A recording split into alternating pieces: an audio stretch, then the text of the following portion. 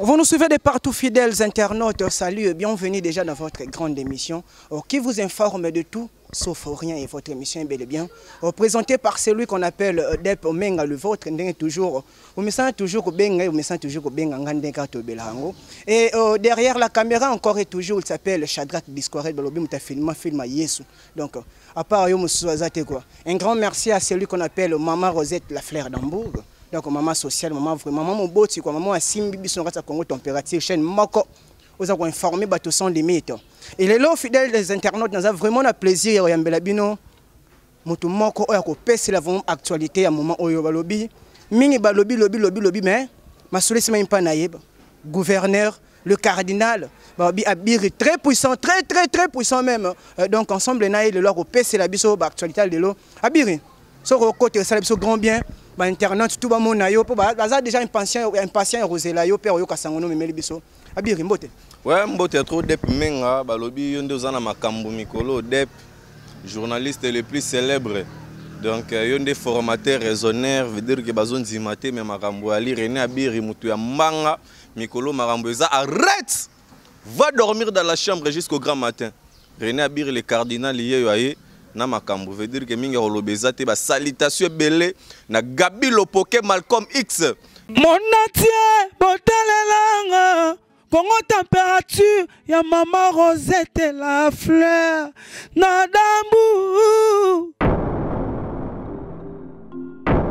Après avoir défilé na ba site Pola mais cette fois Congo température TV. Désormais, suivez-nous sur cette chaîne. Congo Température TV. Congo Température. La patronne, Rosette, la fleur d'amour, chaîne à solo. Émission religieuse. Théâtre, musique, environnement. Bah, émission sportive. Émission politique, donc, nulle part ailleurs. www.congotempérature.com. Pour nous avoir information à temps réel. Congo Température. Et y a mon pépé asika. Ya tobina Congo Température. Et y a mon pépé asika. Donc Hitler Mokonzi balobi bo contacter veut dire que ba salle de fête ya royaume ezali ici ko wapi venanga Sarkozy donc azo fêter anniversaire avec un pacte d'idéologie donc venanga Gauthier Bele éloge mou ya le tout puissant donc Lydia Kapajika celle qui contrôle le ciel et la terre veut dire que mangenge la 10 000 fois ami da chantier en Koro veut dire que donc bazolanda biso René Abiri ba question yo biyaneza Cornelia Dussi, Givenchy, Azolanda Biso, donc AG Fafalonga, donc Shadrach Discoret di pas aller à quoi. Vraiment, talaka babi muta film à Yesu donc ba qualité image boyo bimisara donc n'habite son na ko bimisanga le soso. Au fidèles internautes le lot na embeli bino René Abiri donc ensemble na yeto beta vraiment sur l'Italie actualité. Makamboza siko sur le moment lobi yende makambo quoi. Donc so ya lobité muto moya confirmer to lo kwazali parce qu'il y a la vérité. Yo ka so ba vérité sur ma part René Abiri. To ebité bato balobaki lobaki trop balobeli Karim Mokonji wabio Karim Mokonji alongo fallait celle au juste yo gouverneur Karim Mokonji suite ezana no nini parce que tant de gel qui quoi il paraît suspension naie et suspension aussi la camp est-ce que longo et toi longo RTGAT. Bon, en fait, concernant l'équipe nationale, donc là, je salue Baïlo de Paris qui nous suit depuis la République démocratique du Congo et puis maman Sylvie Kabea, maman sociale Mouzé. Donc Bazalia wa donc Makambo ezali donc équipe nationale tout mobimba tous en forme et mobile Karine Mokonzi la baronne 3 fois donc la Megan Star donc elle se porte très bien donc à outil voyage à Angola ensemble na héritier Watanabe Toto ya Tembe o wapi bazo séjourner déjà na kati ya Kinshasa donc Karine Mokonzi oui.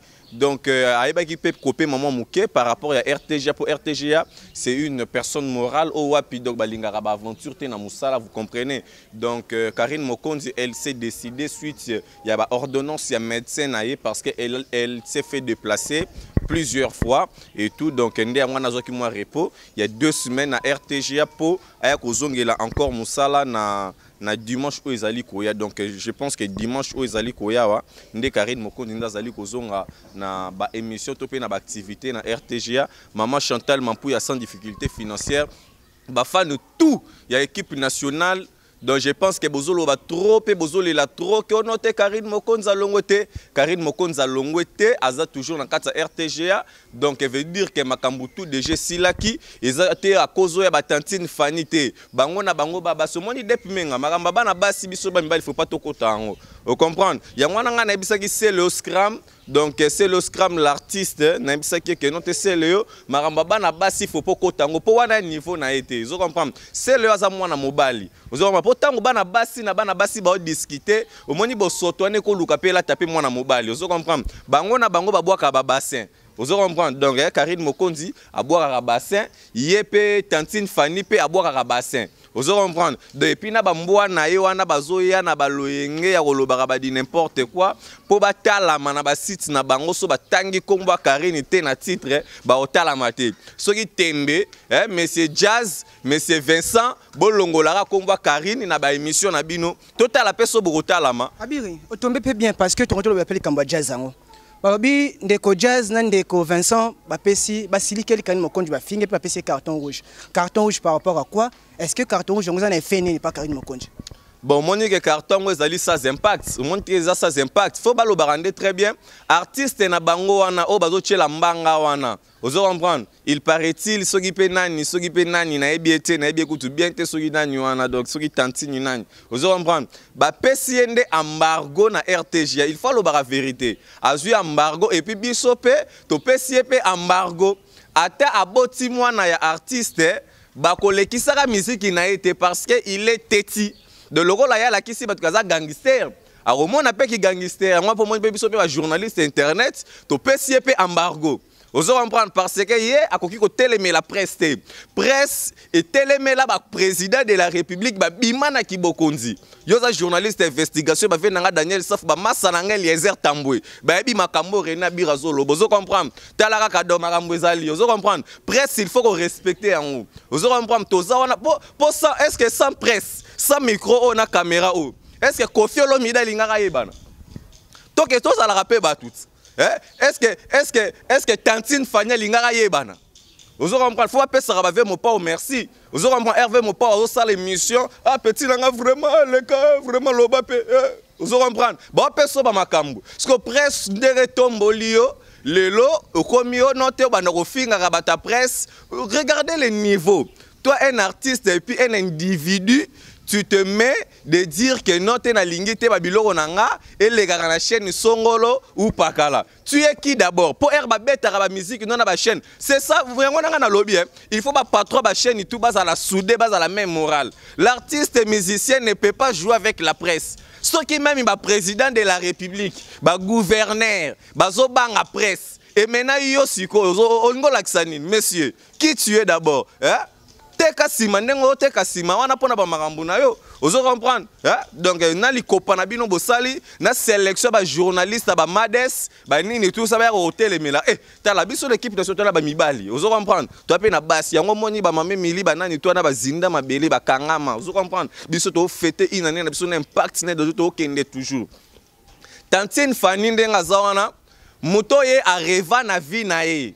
Falo ba vérité tanga kanisa tanga monsieur kozala abulaka un jour alinga Karine Mokonzi sera la na boule ke na balingana na Karine Mokonzi a solola na René Abiri nga pe na ko solola na Cornelia Dusi Givenchy na ko solola na AG Fafalonga na ko solola na ba Lionel Kambi na ko solola la ba maman Chantal Mampou ya poto beta dio makambango le ka bien ah vraiment na comprendre depuis menga Karine Mokonzi elle est très jolie yango no moni tantine azoluka ba nini tout ça mais et simba pete ozo comprendre pour Karine Mokonzi a trop old et Simbate. Fidèles internautes, vous comprenez que je suis avec René Abir, le gouverneur Balobi.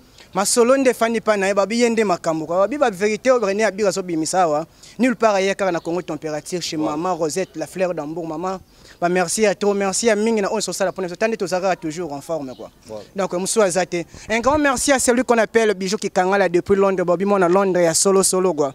Ou mela nayo, pourquoi pas penser à la canadienne Evodi Malongi. Donc depuis Canada, bisou belé Marlène Watt depuis Paris, donc Marlène Miaka babi. Comme on peut vraiment tungulu quoi. On va casser ma passe ma famille différente quoi. René Abiré. Tout ça toujours nayo. Toujours PC là, tout sa vérité parce que ming ba bombi ba vraie information. Le vraie information est pas René Abiré. René Abiré. au juste tu dois comprendre te so côté na site boye manike lobby boye tozongi boye manike lobby boye ozana pas na manike lobby na biso no guerre wana na le banane ni boye la kanini pe suka nango ezali nini René Abiri est-ce que mutu normal akowele la biloko kolia na mutaliboma mutu normal akowele la biloko kolia na mutaliboma manike ana problème spirituel ozo comprendre manike azokende déjà na ba 60 quelques temps il faut à se respecter face à la bamarambo nae yangwana na lobaka éduquer une femme c'est éduquer toute une nation donc loko la manike azwa temps ya kozwa éducation te voilà pourquoi aza komi pesa na ba barbarie ozo comprendre Karine Mokonzi aza mwana nae ozo comprendre donc leki mwana nae yo siko mama mukolo bongo luko sona na ba mama Amazon luko sona na ba nani na ba a créé ba randonnée na ba pongo love ba tchala mwana ba nini ba ta génération na ye ozo comprendre Karine Mokonzi génération na été ozo comprendre atika Karine Mokonzi kimia so atika Karine Mokonzi te na lobaki ngo dana banda ki ne makambu dona zo avertir ye déjà voilà pourquoi memeli biso lelo ba shire ki na internet mwana mo ba mulai mwindu nzoto mikie ala problème ba diode azoya abanda kotelema pour insulter René Abiri talanga na lobaki cette fois-ci no fula su mutute ozoro na baki na ko fula ka lisusu mutute na fuli petro na fula ken piana po yeba na lelo c'est René Abiri ozoro ngam na sala ye na idéologie René Abiri yo lingo confirmer biso que ken piana lelo faza ken piana yo mto bimisa ken piana mais ngam na bimisa ken piana na école nanga ozo comprendre ngam na fula ye na sala ke note lelo akoma be si tu wana la site nanga ozo comprendre si tu wana bomona ka fimbu na fimbu wana abetanga shit odo na tikela ye na bite fe nanga papi keli solo la na eka bien tellement kazo souffrir ba marambo belé talaka et tout atika la na boré d'arrêt na vie par rapport à Carthage ozo comprendre ba un grand mais batu bayebi masolongo bayebi ba chedra discorette bayebi ba Frank Stema bayebi marambo na lo bozo comprendre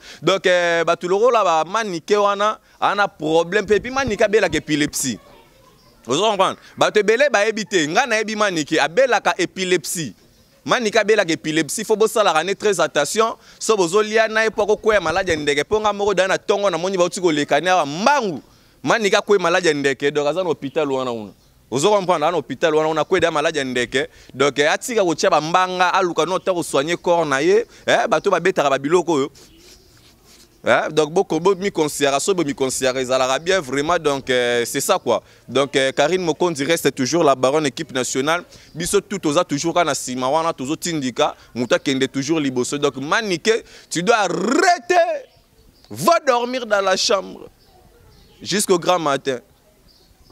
Merci Arolo Batrou. Fidèles internautes, bana poto, bana Luanda, de partout, vous nous suivez, bana Afrique du Sud, Alpha Kalonge Balobi. Donc yo vraiment roumer là quoi. Moi je pense que yo à propos tout Dixit René Abiri Balobi les cardinal donc et concerné car yemo quoi. Moi je ne suis qu'un simple présentateur, on a allé on a servir au bino comme ça bino vraiment ben information ko ça bino on a depuis menga. Au moni nyoso tout eza nonga ba berera ba c'est le scrum.